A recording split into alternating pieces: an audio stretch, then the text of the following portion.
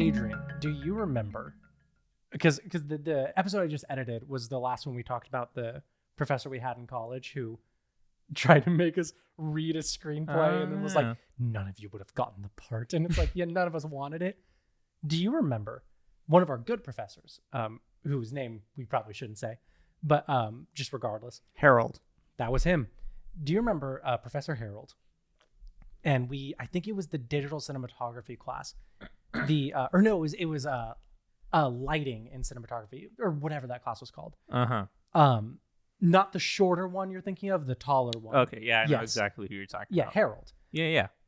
Red Bull Harold. Yeah, the one that kind of looked like Francis Ford Coppola. That's the one. Yeah. He's not wrong.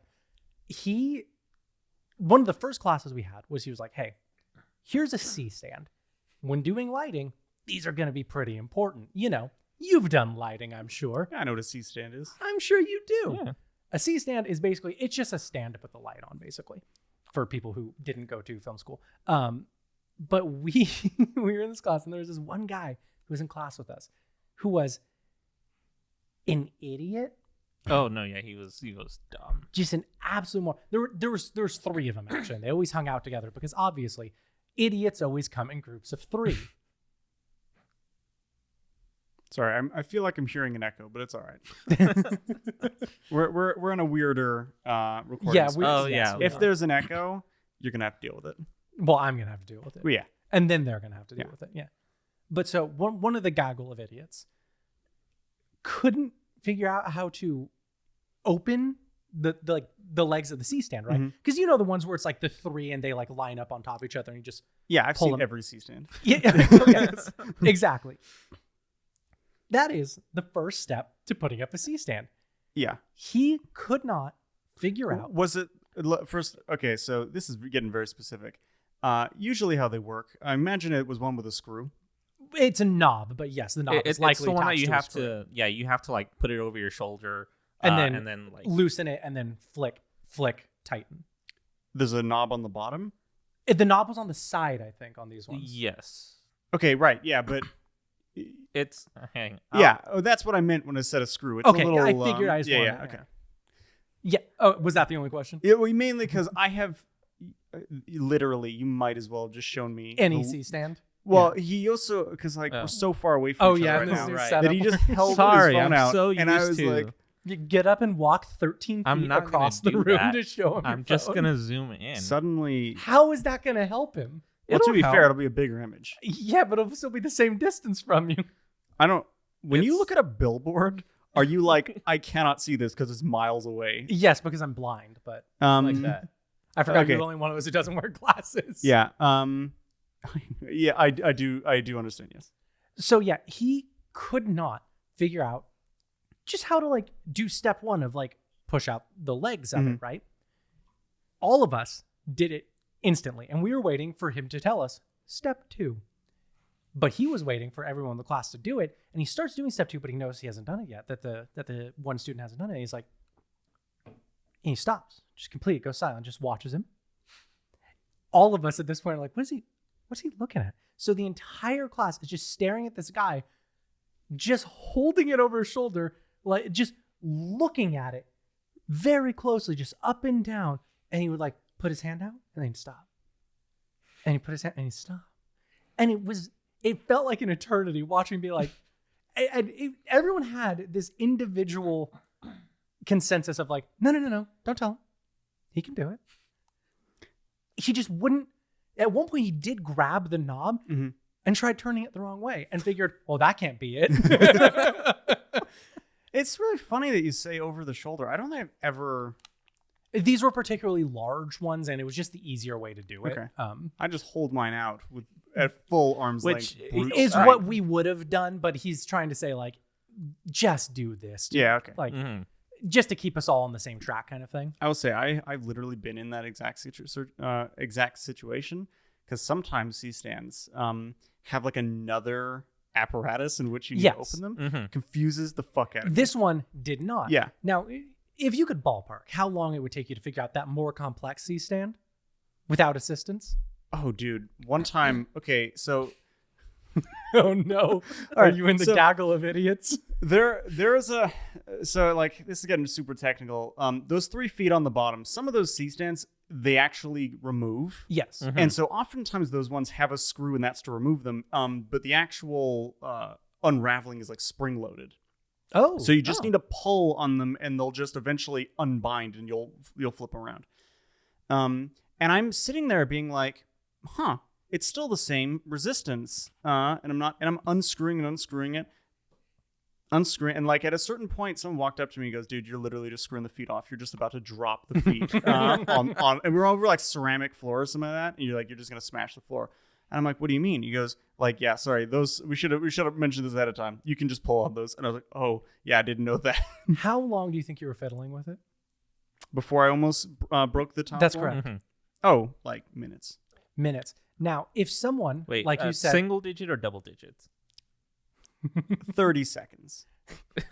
0.5. okay, now remove the second and say minutes, and that's how long it took this guy to figure out you just need to turn the knob. And we were all just watching, and our instructor, Harold, stopped, walked up to the guy with his C-stand and closed him and undid it, and closed him and undid it, and was just because he wasn't like telling him this is exactly how you do it. He was showing him just, all right, just do this. Yeah. And it was like he was paralyzed with fear, this kid. Just would not figure it out, to the point where Harold was like, hey, I know we're only like 45 minutes into this 4-hour class, but go take your break now. Come back in 20 minutes. We come back in 20 minutes and he goes, come back in 20 more minutes. What the? It took this guy like an hour and a half to figure out how to set up a fucking C-stand. No, set up the legs of the C-stand. Okay, well, the second time we came back, he did have the legs. Mm-hmm. But he couldn't figure out how to put the light on it, I think was the next thing, which, as you probably are aware, Jeremy, you just screw it on the top. Yeah. Most of the time, like, you don't, like, assuming you took the gobo head off, you could then just put the light directly on. Technically, it doesn't need to be screwed on unless you're moving around. Also fair point. And I think about that guy, and I remember how invalidated our degrees feel because he graduated with us. Did he graduate with us? Not because he transferred campuses, but he did graduate from the same school. Well, damn. If it makes you feel any better, it's kind of... It didn't matter in the first place. Yeah, it didn't matter in the first place. Which, another story about that same guy, I had a script writing class with him. Oh, no. And our instructor did this thing where, like, it was only like 10 people in the class or something. Like, we reached the minimum amount of students that can be in that class. And every week we would have Which, to by read... the way, at our school was like 5. Yeah. So every week we would have to read each other's scripts out loud in front of the class. Was this George Lucas or not George Lucas? Just the other guy. Okay, got it. We also had an instructor who looked almost exactly like George Lucas. Francis Ford Coppola looks kind of similar to George Lucas himself. So you're just like, was everyone just a fat bearded guy? Well, Francis Ford Coppola was just George Lucas with a beard. Yeah, and the Francis Ford Coppola was a young Francis Ford Coppola. Oh, this was a current George Lucas. Right. Yeah. But we had to read our scripts in front of this class. And I remember getting to his script, and I had to be the main, the lead. Oh, that sounds like my dream. I could not get through 2 lines. This guy has never taken, it feels like he's never taken an English class in his life. I don't think he's ever taken a class in his life. What about the C-stand class? You think he was taking that class? You think he wasn't just embarrassing us all? No, but I tried. He just showed up one day. He was like, "Yeah, I'll do it." I tried. Is that how you went to school? I feel like it.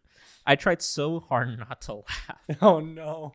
But there was a point where it's like, because was it like threat level midnight? It was just like threat level midnight. Thank God. I remember the exact what the script was about. He doesn't listen to our podcast. It was about a wrestler. Good start. Who was also in the mafia.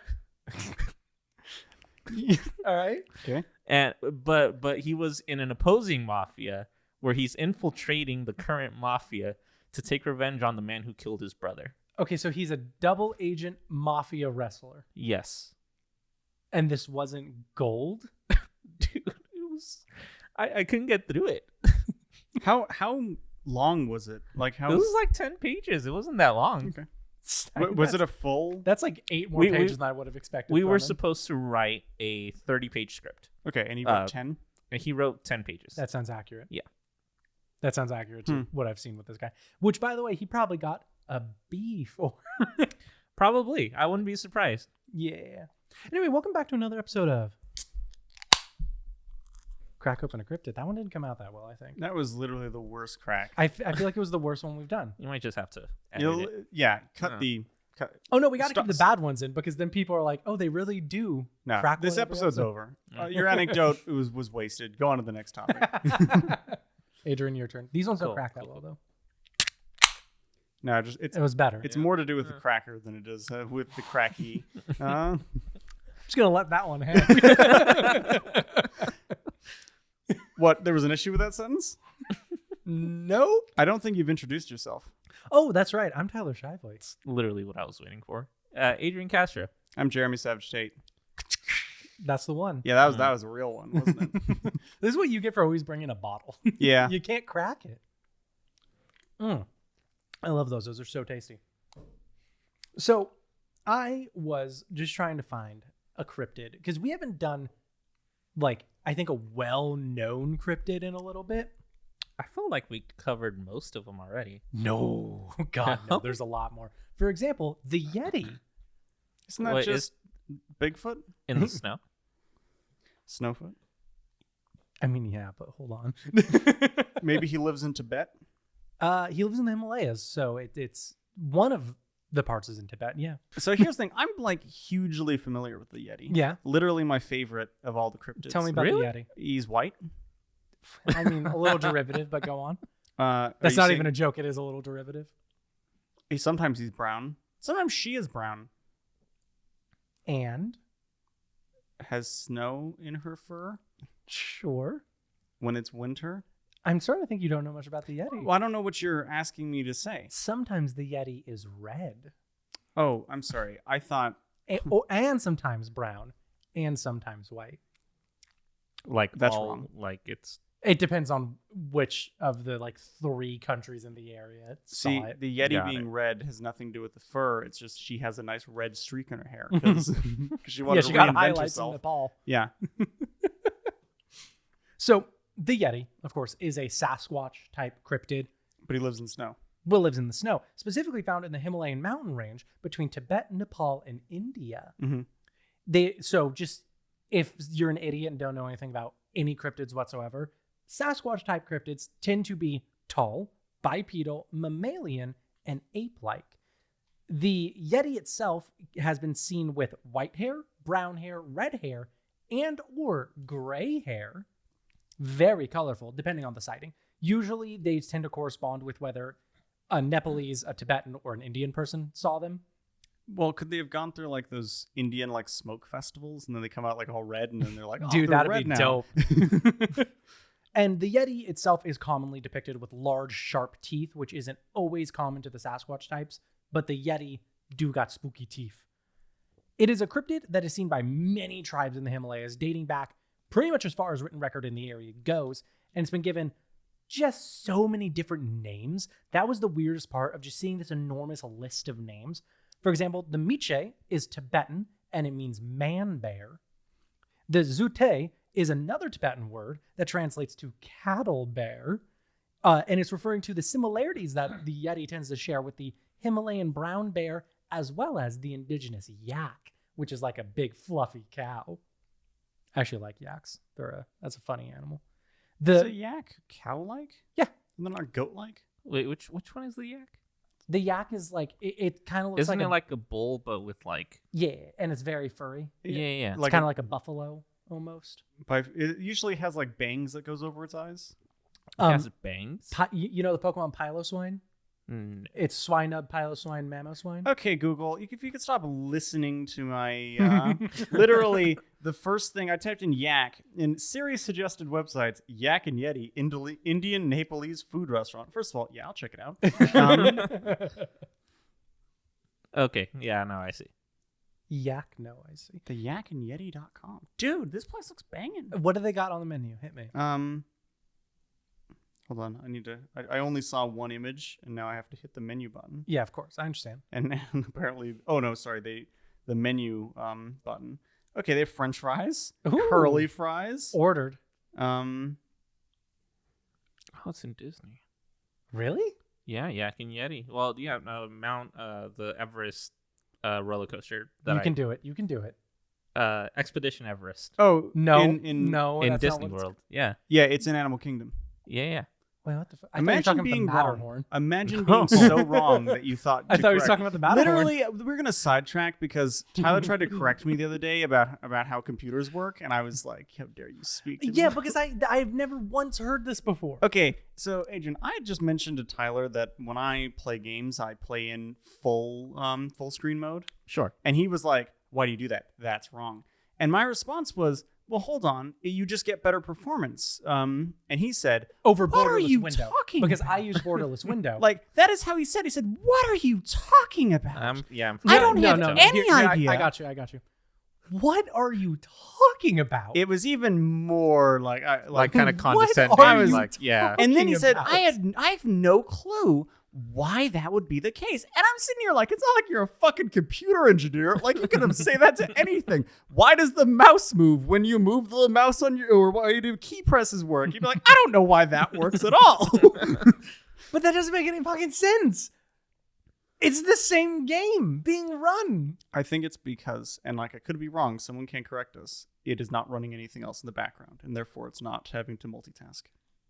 But it is running shit in the background. Not regardless. at the same level, is because when you're playing borderless window, it's effectively you're playing it as a window on your desktop, and it's just up to your to full screen. So everything in the background is still being run as if it was just another. But isn't everything being run in the background anyway? Probably not.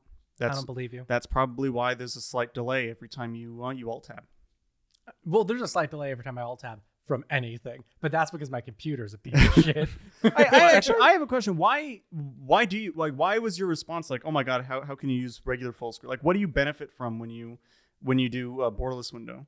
Like why is that your preference? That I don't have to, depending on the game, use alt tab. A lot of times I can just pause the game and then move my mouse over to the other monitor. It's just easier to get to my other monitor. Okay. Also, when I full screen, a lot of the time when I go to switch it from full screen to like look at the Steam page or something, it doesn't want to let me out of the game a lot of the time. And it's just like, sick alt tab. Here's the game you want. And it's like, no, I'm trying to get out of the game. And they're like, gotcha. Here's the game you want. And I'm like, not what I'm looking for. Are you sure you don't want the game?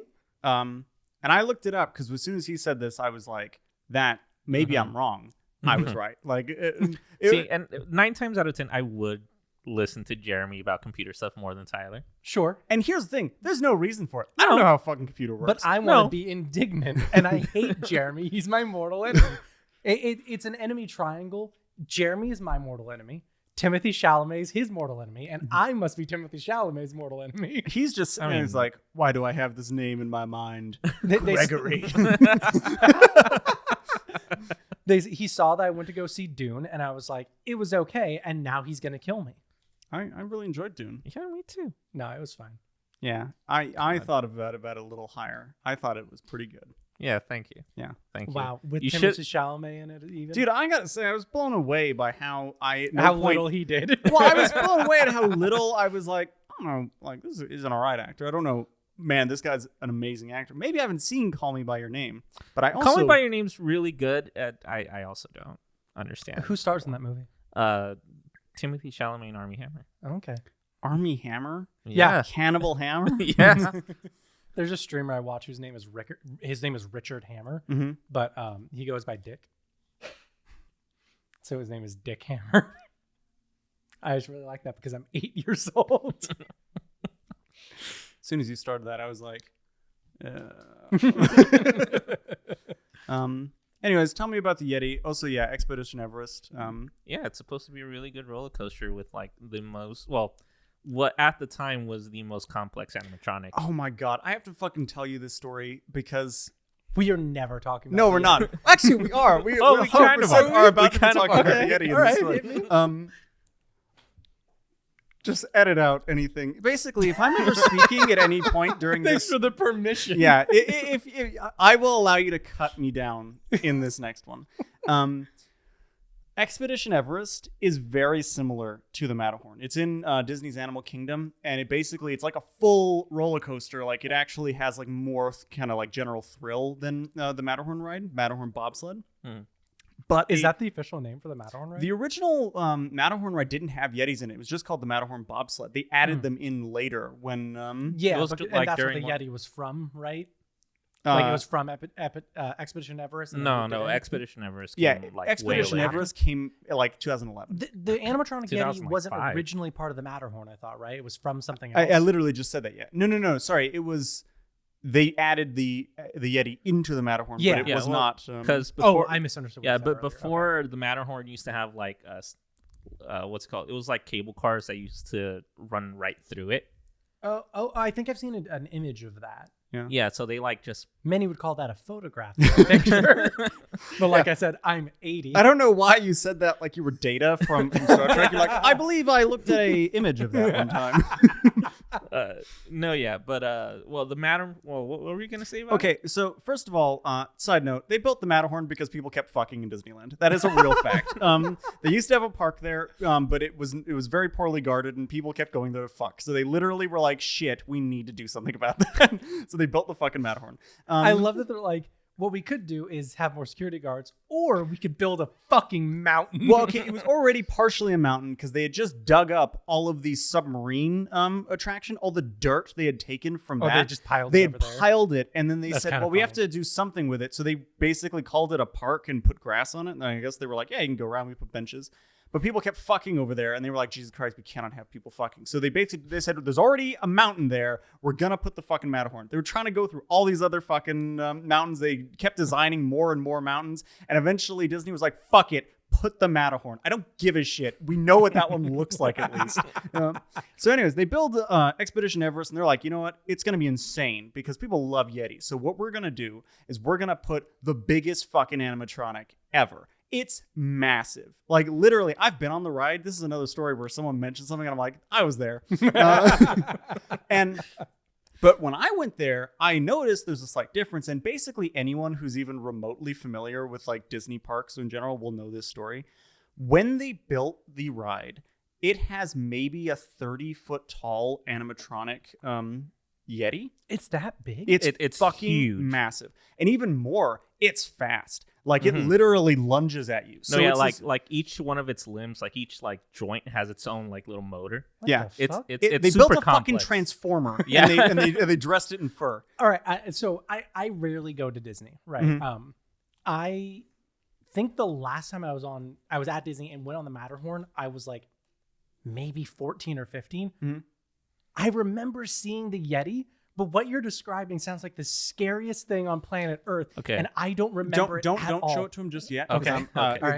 When I went on the ride, I didn't know this at the time, but there's a slight flaw with the ride, and it apparently has gotten people to nonstop be like, can you please fix the fucking Yeti? Because it is broken right now. When they built the ride, they basically did the entire base with concrete, and they used a 3D CAD program to design how it was going to be built. They built this massive Yeti, 30 feet tall, moves very fast, weighs a huge amount, and they put it inside. And it was only about a year later that someone realized that there was a problem with their design because as they poured all the concrete down for its foundation, they didn't account for the concrete inside of the large pool, how long it would take for that to dry. So technically, there's still some concrete that's not quite set yet. The problem is they have this massive Yeti that is so big and so fast, it is pulling on it like crazy. So they basically looked at it and said, this Yeti will literally pull the ride apart if we continue to let it move. So what they did is they turned it off. They said we can never turn the Yeti back on because there's a threat that it's just gonna rip itself off the fucking wall. And more importantly, we're just going to put a strobe light in the room. So when I went on, it was what connoisseurs would call the disco Yeti, where it doesn't actually move. There's just a strobe light, and they're like, hey, it kind of feels like it's moving right. It's like, oh, the light was on, no light was off. So it's just they make this massive transformer. They built a fucking Gundam, and then they just were like, no one can turn it on because it's too powerful. Now you can show them. Okay. So this is what the Yeti looks like. See, that's not all what my brain remembers either. No, well, this is Expedition Everest. Yeah, this is the. So it is a brown one in Expedition Everest. Okay. Mm-hmm. And I think, by the way, I think you're supposed to be in Tibet which is why I said that. Okay. But the Himalaya, for the record, spread from Tibet, India, and Nepal are like the main areas. Well, yeah. I'd seen the movie The Mummy 3, and I think at some point that's they go to. Is there a Shangri-La. Yeti in the Mummy 3? I never watched it. Oh, that's terrifying. There is. I want to say because they go to Shangri-La and they're in like the Himalayas, Which would be Tibet. Yeah. I feel like there is some reference to a Yeti or something like that. They also go to Tibet to get to Shambhala, which is Shangri-La in Uncharted 2. Yeah. Okay. Do you fight a Yeti in that? No. Yeah. You fight a guy in a Yeti costume. Kind of. Kind of. A gorilla painted white. Kind of. Purple, but they were purple, right? Yeah, they were purple. Yeah. Okay. Spoilers for anyone who hasn't played like the most awarded game of like what 2010? I would guess 10. 2009. There is like supernatural stuff in Uncharted, right? Yeah. Yes, and basically you go to Shambhala to find like which is the indigenous name for Shangri-La, because there's supposed to be a sapphire that's like enormous, like literally bigger than a human being. But what you find out is there's actually this like magical tree essentially that's blue sap, and so the enormous sapphire is actually just sap, but the indigenous people who have lived there for a long time consume the sap and they turn into big purple hairy hulks. And you had to kill a few of them. You didn't have to, but no, you were the just game like, was not letting me pass. I love the idea of killing indigenous. You kind of just wipe out the population. Yeah, you also like completely fucking destroy the place. Well, technically, Lazarevich, was that his name? Yeah. Technically, he I haven't fucked played it that up. game. Yeah, I haven't played that game forever. The I really villain. should. Mhm. Yeah. So, anyways, we now know about the Uncharted and the Expedition Everest Yetis. What about the real life ones, the ones that I can see? The quote unquote real life one. Yeah, Hold that. the 100% real ones. So, like I was saying, a million names for the Yeti, right? We had the Miche, the Zute, we have the Magoi, which is the Tibetan word for wild man, the Bunmanchi, which is the Nepalese name that predates Yeti, but translates to jungle man, which was once used by the local people outside of the Sherpa community. Because a lot of names we get for the Yeti are from the Sherpas. This is one... With a capital S? Yes. Yeah. The Bunmanchi was the name that people who were not Sherpa would call the Yeti. It was like the name they made up for the stories of it. And then the Zuarin, I believe is how you're supposed to pronounce it, is the Chinese name. It translates to snowman. But not like one word, but like snow spaceman. But in the original Himalayan folklore, it was known as the Mete and translated into English later as Yete or Yeti. Oh. So let's talk about the origins of what this creature is, right? While the area is largely Buddhist now, it wasn't always Buddhist. The Yeti, as we know today, is a conglomeration of a bunch of different cultures and beliefs from the region, right? But they got mashed together by Western explorers, as they tend to do. An old local religion that existed called Bon held ceremonies that required blood from a wild man described as an ape-like creature that carried a large stone as a weapon and could be heard making loud whistling noises in the distance. Yeah, the Yeti whistles, baby. All right. Similarly, by the way, is a group known as the Lepcha, potentially believed in what they called, translated as a glacier being, which they worshipped as the god of the hunt and had similar ceremonies surrounding. So that's pretty much the earliest we've heard of a creature that would be like the Yeti in the area, but doesn't exactly track.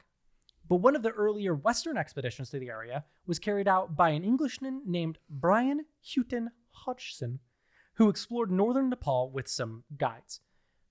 They at one time spotted a, quote, large dark-haired creature, unquote, who fled in fear immediately when sighted by the group. Upon looking back on the experience, B.H. Hodgson concluded that it must have been, and I'm not even gonna tell you. If you had to guess what you think the Yeti would be, like what animal the Yeti actually is, what do you think it would be? A capuchin monkey. A bear. Well, Hodgson was like, I know one thing for sure. That was an orangutan. I was pretty close to the capuchin monkey. But here's the thing. Funny thing about orangutans is they live exclusively in Sumatra and Borneo, which are islands in Southeast Asia, and have never once been spotted in the wild in Nepal, except for apparently this one single time is the only time anyone has been like, I promise you there was an orangutan in Nepal. Orangutans are cool. How Yes, big? they are very cool. How big did he say that this thing was? He did not give a measurement for it, but he said, but as he described, it was roughly larger than a human. Which aren't orangutans also slightly shorter than a human? Yeah, I was about to say. Yes. I mean, could it Just been the only orangutan in Nepal that got really big? Yeah, obviously. He's like, I found one of those Yeah, I was gonna say Gigantopithecus. Gigantopithecus. Keep Gigantopithecus in mind, actually. Well, I'll try not to because I think they've been extinct a little too long. But So in 1921, another Englishman, Lieutenant Colonel Charles Howard Bury, led an expedition up Mount Everest. When crossing Lac Bala at 21,000 feet, which would be about 6,400 meters, the crew found large footprints in the snow, which he described as, quote, probably caused by a large loping gray wolf, which in the soft snow formed double tracks rather than those of a barefooted man. So what he was saying is essentially there was a wolf dragging its feet, and so it would look like a much bigger footprint, but it was actually just one single footprint from a wolf. That's what he, the Englishman explorer, said it was. But upon describing the footprints as such, he claims that his Sherpa interrupted by saying that they must belong to a metokongmi, a term that described many animals in the region. Meto would roughly translate to man-bear, while kongmi would be snowman, essentially just meaning a big mammal in the snow. When being interviewed later by Henry Newman, Newman mistook the term for the beast, he mistook that term, which is just a general explanation of like large predators in the area. He thought that the Sherpa was saying that's the name of this specific creature that left these tracks. He got the snowman part correct in his writings, but he incorrectly translated meto, which meant man-bear. He thought it meant filthy. So he decided he decided that filthy snowman didn't sound that good on paper. He called it abominable. So he spiced up the term a bit in his report to the Calcutta Statesman as the abominable snowman. Yeah. And that is where the abominable snowman was coined. Wait, what does abominable mean? Just really fucking bad and scary. Oh, gotcha. Basically. That's it. I only know of it in terms of Rudolph the Red-Nosed Reindeer? Because there's a abominable. Did you know that in Rudolph the Red-Nosed Reindeer, the weird thing about the miner licking his pick constantly is because it's from a cut storyline where he was mining for peppermint. And so whenever he would mine, he would lick the pickaxe to see if it tastes like peppermint. I actually did know that, but I think you're probably the one who told me that, actually. Yeah, I didn't know that. Yeah, so that's why it's That's really interesting, weird yeah. that he's just constantly licking his fucking pick. thing that causes disgust or hatred is abominable. It comes from the term abomination. So gotcha. Okay, sure. But this expedition, where they found the loping gray wolf, right, is also the expedition where the classic, when you think of a photograph of a Yeti footprint, if you Google Yeti footprint and you see the photograph of the footprint, you're most likely looking at the one from this 1921 expedition. But this is the less interesting fact, considering the massive amount of photos found in the region, the latest of which has been in 2019. People find Yeti footprints constantly. This isn't that interesting. What is more interesting was in 1954, when the discovery of a Yeti scalp was found in the Pengbochi Monastery. What? A scalp of a Yeti was found in an ancient monastery in the Himalayas. The monastery claims to have had this scalp along with a hand, the severed hand of a Yeti, for years. But recently, before people could come and look at them for the report, the hand was stolen. So they only had the scalp left. Well, they did have a scalp. How big was the scalp? Larger than a human head. So I could wear it as a hat. You could wear it as a hat. Yeah, that's also exactly what I thought if I'm looking at it.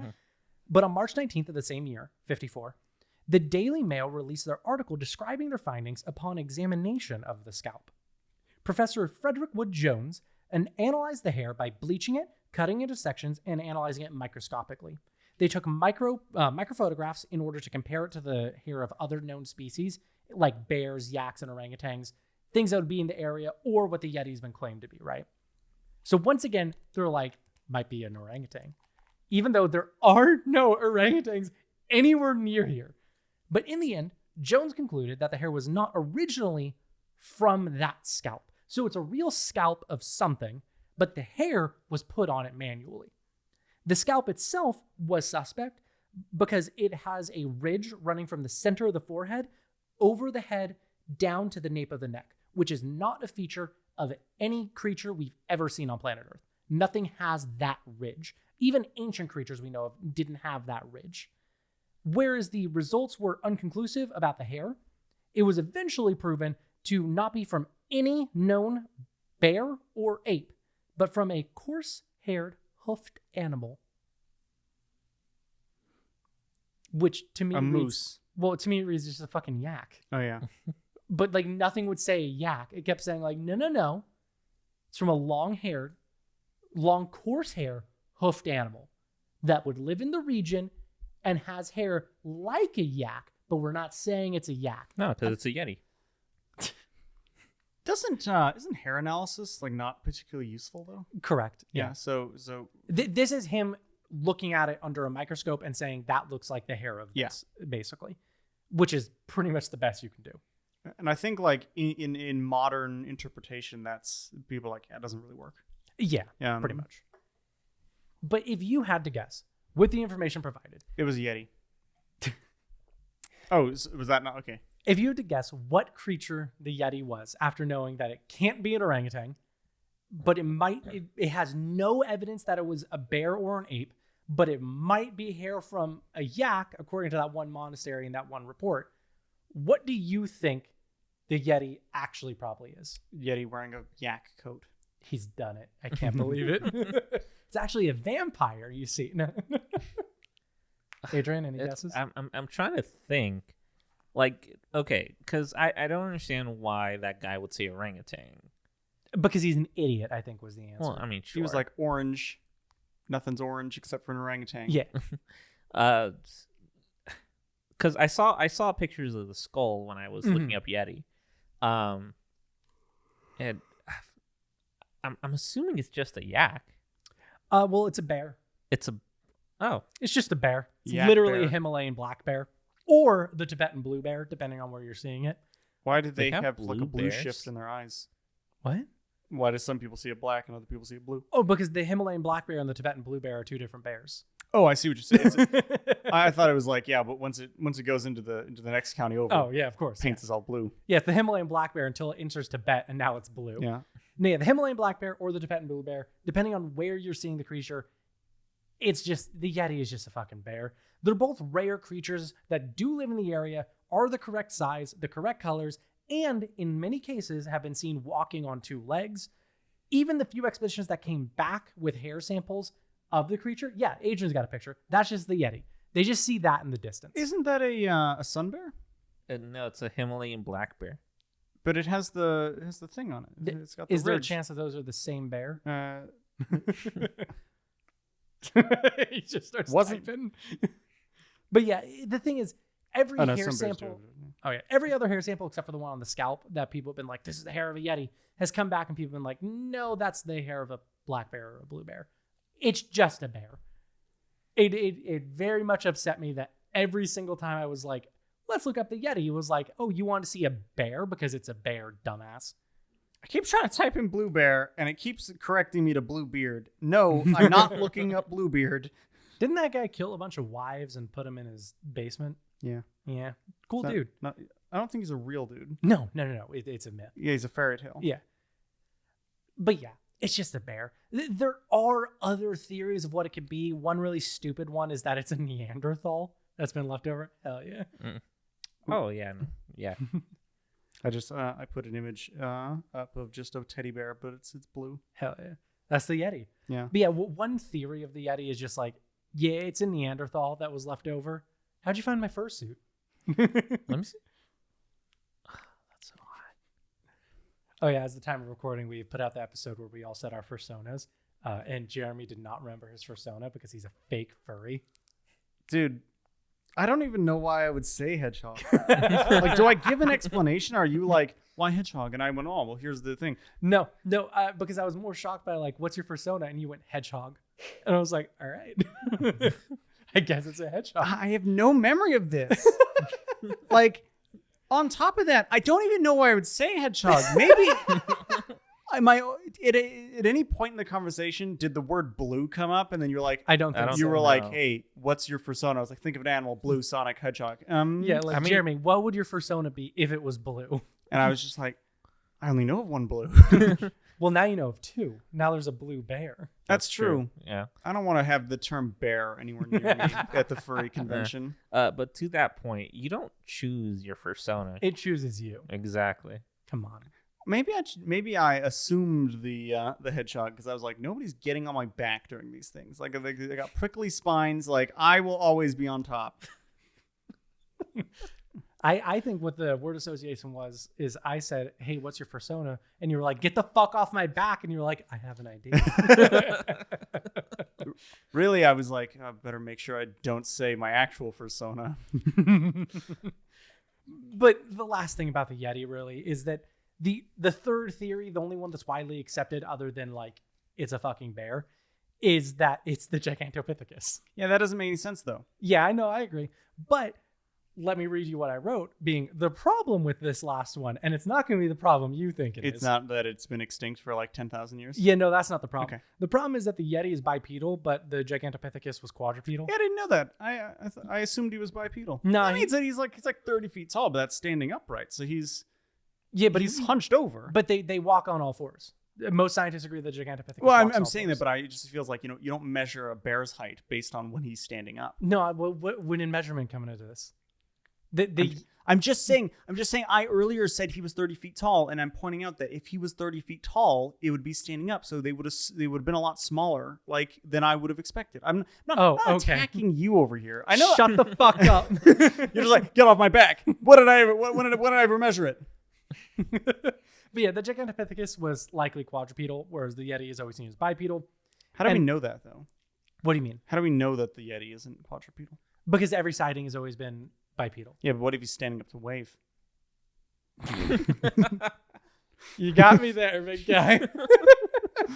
Like, did they take that into account? The other problem, by the way, with the Gigantopithecus is that it is so fucking enormous. The Gigantopithecus is so gigantic. Yeah. That unless it evolved over time into a bipedal ape, that creature walking upright would have been so much more difficult than what modern apes, the size they are now, would have to deal with. Gorillas don't walk on their 2 feet. They could, but it's just really fucking hard because they're huge. The Gigantopithecus, that was not the word. Gigantopithecus. That's the one. I don't know why, but I couldn't say it earlier, and you corrected me, and now I have this power. But yeah, that thing was so huge that if it were to walk on 2 legs, it would crumble. Yeah. It would just fucking shatter its legs. Well, because apes don't have the S shape in their spine, which is what we have that lets us stand upright. Yeah, exactly correct. Yeah. Yeah. And really, honestly, the last thing. In 2017, there were 9 alleged Yeti samples that came in, which included what people claimed were Yeti bones, teeth, skin, hair, and even fecal matter that they collected from monasteries all around the Himalayas. Why is he taking shits in monasteries? Like, do it outside. Well, no, the people in the monasteries found it, brought it back, and then sent it in for research. 9 samples in 2017 that were allegedly from a Yeti.